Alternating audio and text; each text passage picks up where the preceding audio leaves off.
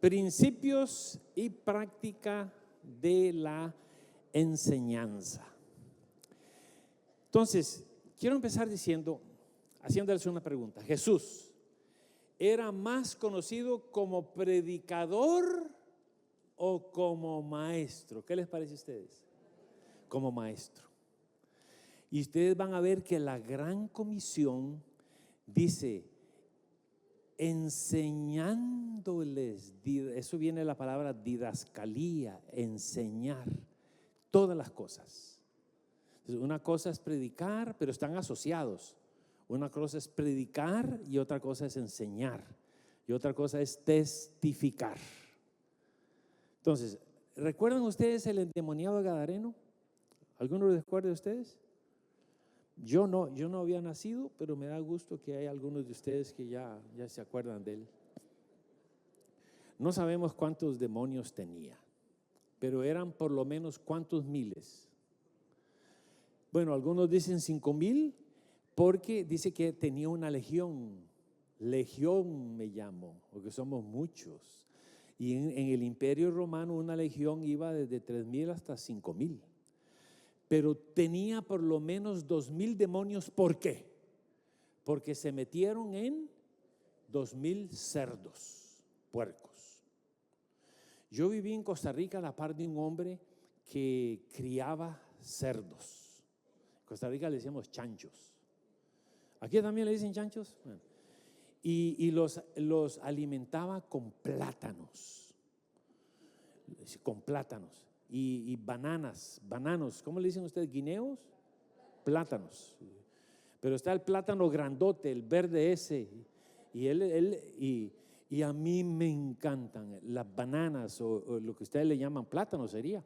Me encantan, pero como yo lucho con el peso, yo lucho mucho con el peso. De paso, en mi país dicen que lo mejor para bajar de peso es una manzana y un mango. Una manzana de terreno y un mango de pico, 8 horas al día. Pruébenlo y verá. Bueno, él engordaba a los puercos con bananas y a mí me encantan. Y yo como bananas, casi todos los días me tengo que comer. Entonces yo lo que hago es que, como mi esposa no tiene problemas con el peso, yo agarro, la corto 1/3 para mí y le doy 2/3 a ella. Así. Pero los engordaba y llegaban a pesar hasta 500 libras. 500 libras. Entonces, era tanto la pérdida que los ganaderos, no se dirían ganaderos, que los que trabajan con, sí, gracias, con los que trabajan con ganado ¿cómo se llama? Porcino, vacuno, porcino, ¿verdad? Que los dueños de los cerdos le dijeron que se fuera. ¿Sabe la pérdida que había sido eso? Ahora, si multiplicamos 2,000 cerdos, que pudieron haber sido más, porque si a un hombre tenía por lo menos 2,000 cerdos dentro de su ser, puede hacer que varios demonios se metieron en los cerdos. No era uno por cerdo, pudo haber sido un montón de demonios en cada cerdo. Así que, pero seamos conservadores. Si multiplicamos 2,000 por 500 libras, ¿cuántas libras de tocino da? ¿Cuánto? 1,000,000 de libras de tocino. Pero para Jesús, un alma vale más que 1,000,000 de libras de tocino. Ahora veamos al precio. ¿A cuánto está la libra de tocino por acá en Chillán? Yo sé, hay tocino vegetariano y todo, y que es hasta más caro. ¿Cuánto está? Más o menos, calculen. ¿Cuánto? 3,500. 3,500 por 1,000,000. Estamos hablando a 3,500 millones de pesos. Pero para Jesús, un alma vale más que 3,500 millones de pesos. ¿Cuánto vale para ti?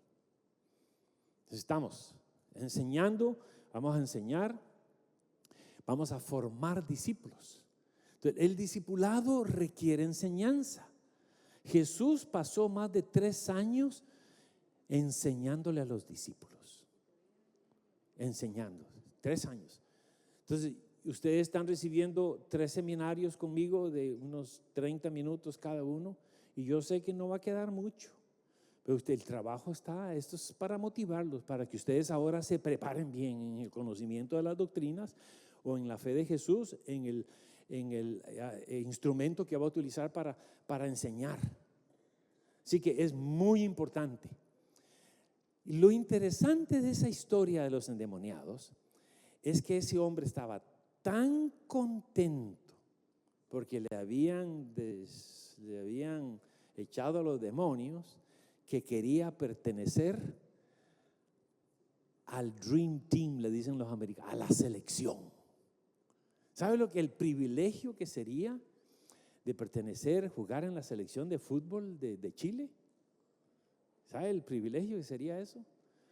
Y ellos querían ser, yo sé un poquito de fútbol, en Costa Rica, la selección de mi país, en el último mundial lo apodaron, no clasificó para lo apodaron el equipo de acero, Costa Rica, porque perdía 3-0, 4-0. En un partido le metieron 7-0, así que le decían el equipo de acero. Bueno, ahora, este endemoniado quiere pertenecer a la selección, y Jesús le dijo no. ¿Qué hizo? Lo envió a compartir el mensaje, a enseñar. ¿Era complicado el mensaje? Lo estoy atando ahora con la charla anterior de las doctrinas. No, diles cuán grandes cosas el Señor ha hecho. Eso es todo. Entonces, hay hermanos que no quieren involucrarse en la testificación porque piensan que es muy complicado. Claro, están viendo los pastores que predican de las profecías y el decreto de Artajerjes 457 y hablan de las 70 semanas y que después hubo la última semana y que a mitad de la semana y dicen, no, ¿cómo saben el pastor? ¿Cómo sabe ese pastor? Lo que no sabe es que todas las fechas las tiene acá en la palma de la mano, y el del Artajerjes viniendo para acá, ¿no es cierto? Pero no tienes que predicar eso, no. Mire, la última iglesia donde yo fui pastor, había una señora, Mama Fina, ella falleció hace mucho, ella era del Salvador. Y ella traía todos los años 10, 12, 15 personas que se bautizaban. Nunca les daba un estudio bíblico, nunca. Era evangelismo de la amistad. La señora se enfermaba y ella iba, le llevaba un caldito de sopa, de vegetales, iba al supermercado, estaban los mangos en baratillo, en remate, y le traía un par de mangos. Iba a su país, le traía un souvenir, le ayudaba cuando se enfermaba. Y después venía el evangelista a la casa, a la iglesia, y la invitaba. Mira, doña María, va a venir un predicador a la iglesia, ¿quiere venir? Ella iba y el predicador hacía un llamado y pasaba al frente y se bautizaba. No le había dado un estudio bíblico. ¿Comprenden? Entonces, ahora está el asunto está el don y el deber. El don de enseñar, el don de predicar. Hay personas que tienen el don de la predicación.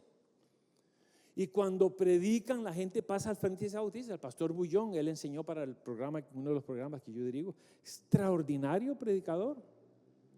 Él hace un llamamiento, la gente pasa al frente. Ricardo Norton predica, hace un llamamiento, la gente se va para atrás. Pero aunque no tenga el don, tengo el deber. Porque cuando Jesús dice, id por todo el mundo y predicar el evangelio, ¿se lo da solamente a personas que tienen el don de la predicación o a todos? A todos. Así que así como la Biblia habla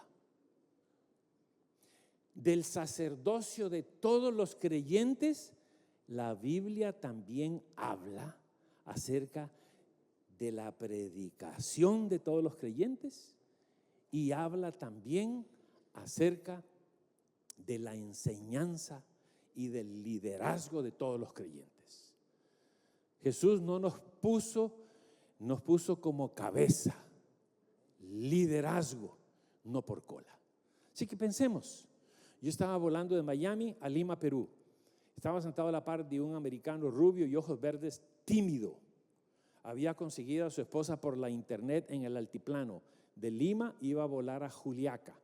Ya había ido a la embajada americana, le había arreglado toda la documentación y ahora venía feliz para traerla a los Estados Unidos. o llevarlo a los Estados Unidos, porque estoy en Chile, estoy más cerca de Perú que de mi casa. Y entonces, cuando estaba él sentado, es un viaje de 5 horas y media. ¿Y usted qué hace? Le pregunté a él. ¿Y usted qué hace? Y él me dijo, yo pongo a dormir a la gente. Le dije, usted es anestesiólogo, ¿no? Anestesista. Sí, me dice, y muy amable me dijo, ¿y usted qué hace? Yo también pongo a dormir a la gente. ¿Eres anestesiólogo? No, le dije, soy predicador. Pero aunque no tenga el don, tengo el deber. Y mis hermanos, todos sin excepción, tenemos el deber de testificar, de predicar y de enseñar. Hay que hacer una distinción. El que tiene el don le va a ir mejor, pero aunque no los tengas, tienes el deber de hacerlo, enseñar. Entonces, déjenme darles algunos principios de la enseñanza. Si quieren, bueno, Jesús, algunas verdades de la enseñanza. Número 1, les voy a dar el contexto y después les voy a decir el texto. Enseñar con entendimiento y claridad. Nehemías 8, 3 y versículo 8. Enseñar en Nehemías, cuando leían la ley, dice con entendimiento de manera y claridad. Otra más. Comparar escritura con escritura. La línea acá, otra línea allá. Isaías 28, 10 y 13. Al enseñar, debemos orar por el Espíritu Santo para que nos ilumine. Primera de Corintios 2, el versículo 13 y 14. Siguiente. Hay que pedir ayuda. Y aquí viene Felipe con el eunuco. Hechos 8, 30 al 31. ¿Qué pasó con Felipe y el eunuco? Vino el eunuco, estaba leyendo las escrituras, ¿entiendes lo que lees? ¿Y qué le dijo el eunuco? ¿Cómo voy a entender si nadie me enseña, nadie me guía? Entonces, preguntar. Nadie nace aprendido. Siguiente, ser un maestro dedicado. Procura con diligencia.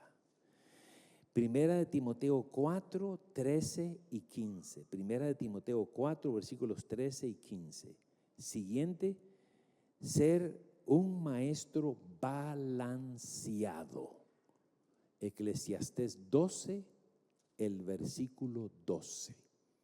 Balanceado. Siguiente, hay que practicar lo que enseñas y lo que predicas. Romanos 12, el versículo 21.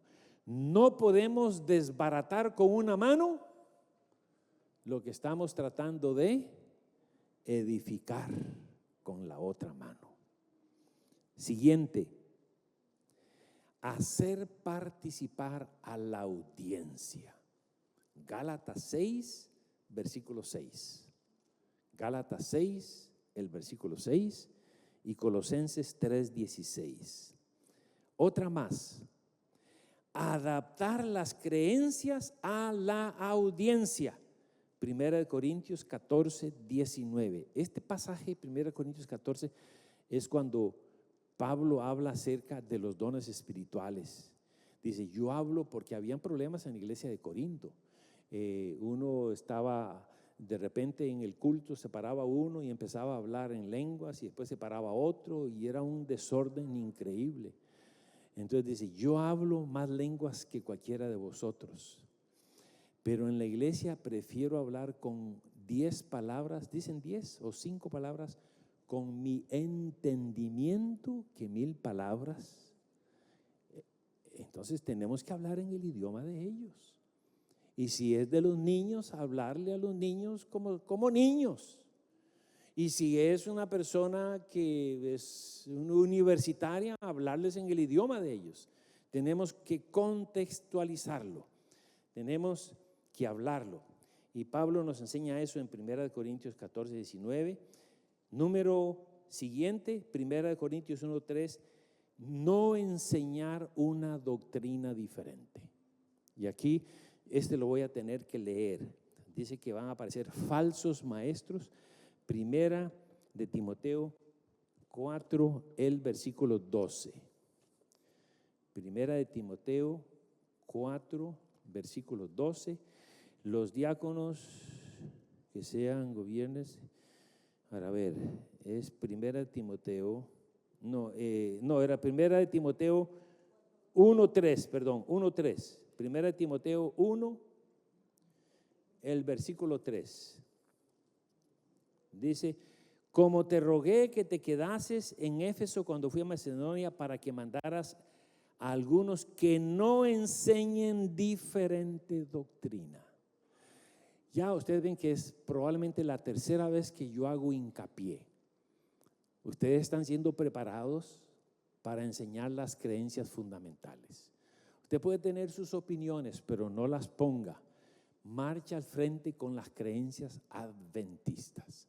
No enseñar diferentes doctrinas. Y es que es muy fácil. Hoy día uno se mete en la internet y hay inclusive grupos de adventistas que dicen cosas que parecen, el diablo mezcla mucha verdad con un poquito de mentira, pero un poquito de levadura, leuda toda la masa. Entonces, el otro que les iba a mencionar es 1 Timoteo 4:12, que es predicar con el ejemplo.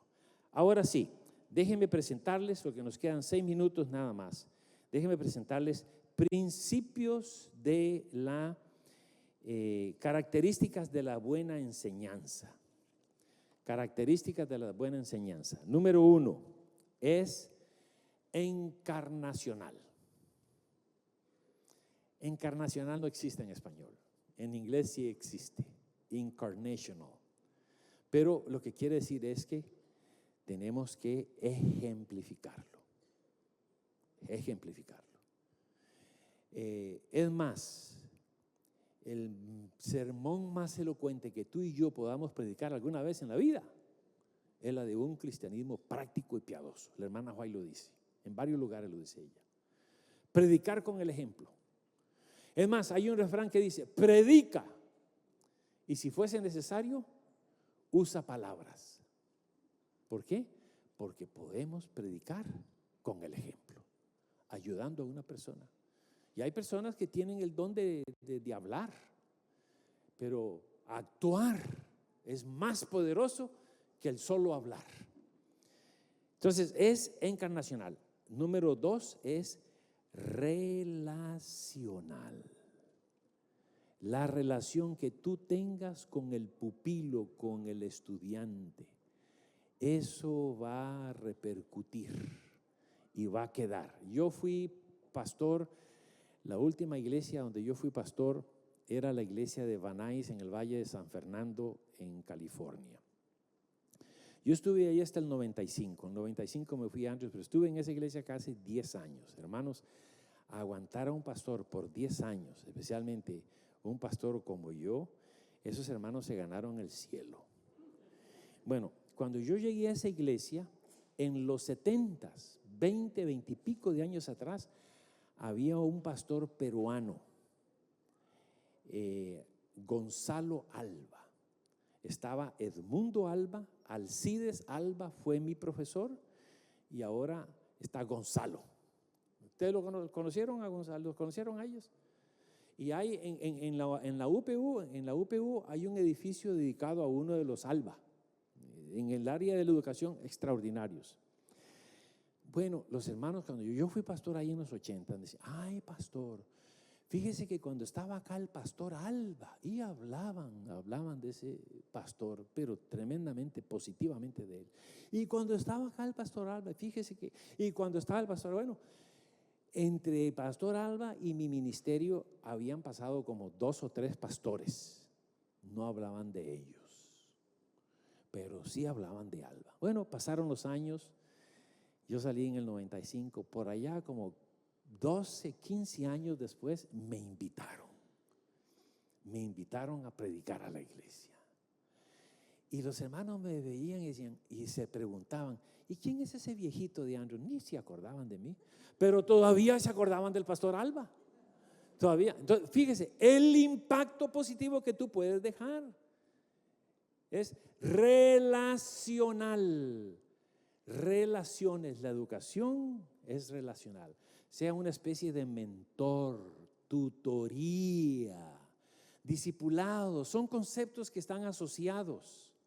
Son conceptos que están asociados. Tú quieres enseñar, hay que ser amigo de esa persona. No hay que ser nada más darle las doctrinas. A ver, hermanita, si toma la foto, mi esposa dice que este es mi mejor lado. Si la puedes tomar de este lado, está bien, ¿eh? Aunque yo no creo que me quede en ningún lado bueno. Estoy bromeando.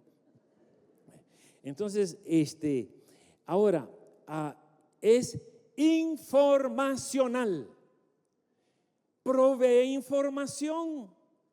Y lo único que muchas veces podemos hacer en estos contextos de enseñanza, es proveer la información. Pero ustedes debieran implementar, practicar estas lecciones que usted está recibiendo, no solo de mi parte, pero que va a recibir de otros profesores. Usted tendría que implementarlas. ¿Ya salió? Ok, gracias. Entonces, es informacional, pero es más que solo proveer información. ¿Comprenden? Y muchas veces, yo por eso casi no uso PowerPoint, porque es muy bueno, porque uno tiene diferentes avenidas de aprendizaje, le llaman las avenidas del alma: los ojos, el auditivo y el tacto. Y hay personas que aprenden mejor viendo, otras aprenden mejor oyendo. Y si tú usas una de las tres, mejor todavía.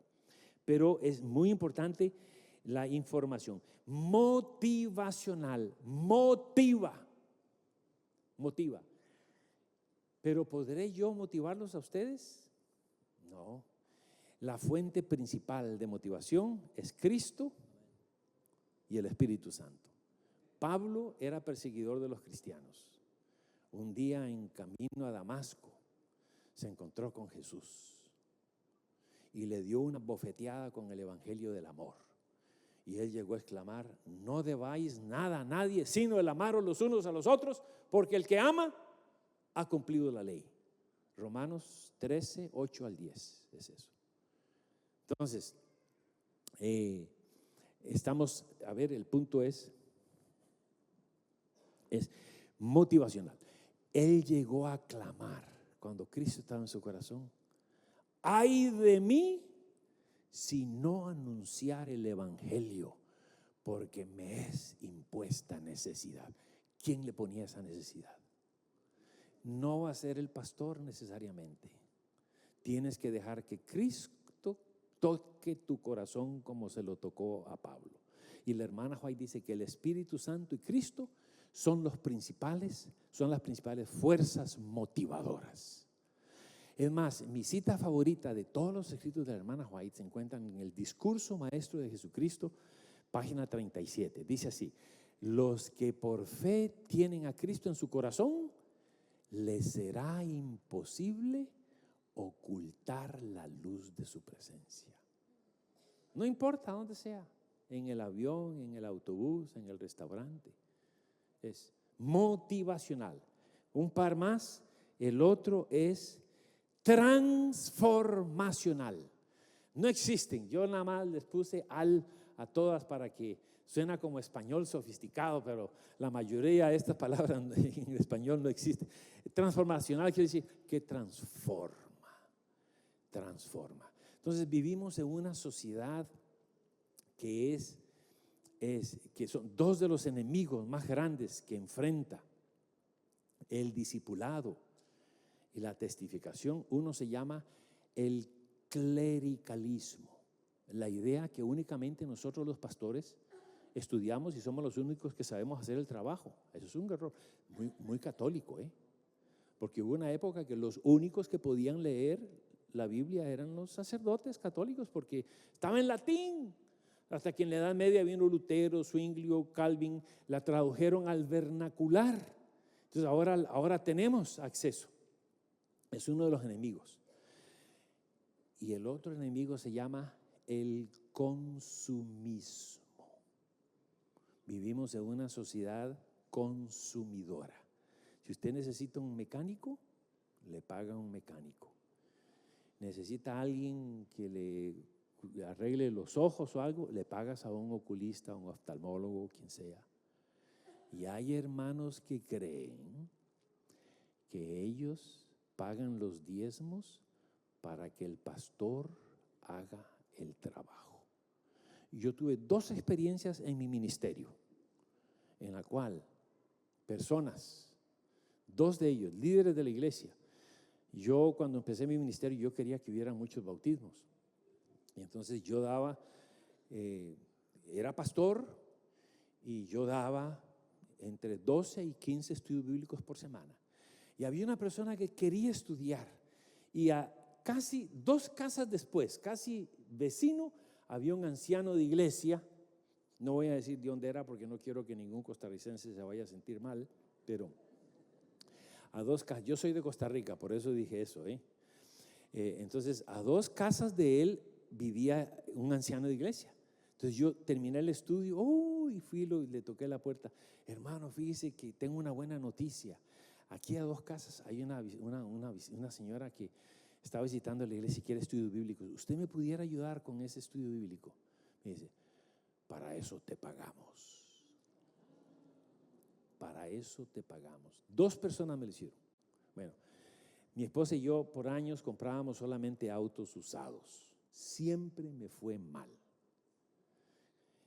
Y dicen que es lo mejor, especialmente comprar un auto que esté bastante nuevo. El peor que me salió fue el de mi papá, el último. Era un Plymouth Duster que tenía cambios acá arriba, pero me salió peor. Bueno, pasaba en el taller, transmisión y el linkage y esto, y bueno, mi esposa y yo decidimos no comprar más autos usados. Así que tenía ese auto, tenía aire acondicionado 270, ¿lo conocen? 270, 2 ventanas, 70 kilómetros por hora.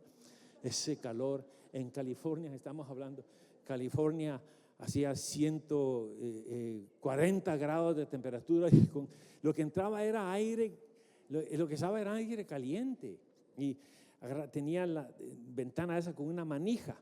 Se quedaba, a veces daba vuelta y estaba lloviendo y se quedaba uno con la manija, le ponía chicle y cola y no, bueno, finalmente fuimos y nos compramos una Chrysler Grand Caravan LE, nuevecita, con ventanas eléctricas, con power steering de esos, con hidráulicos y no, una belleza. Y teníamos 2 niños, así que necesitábamos un auto grande.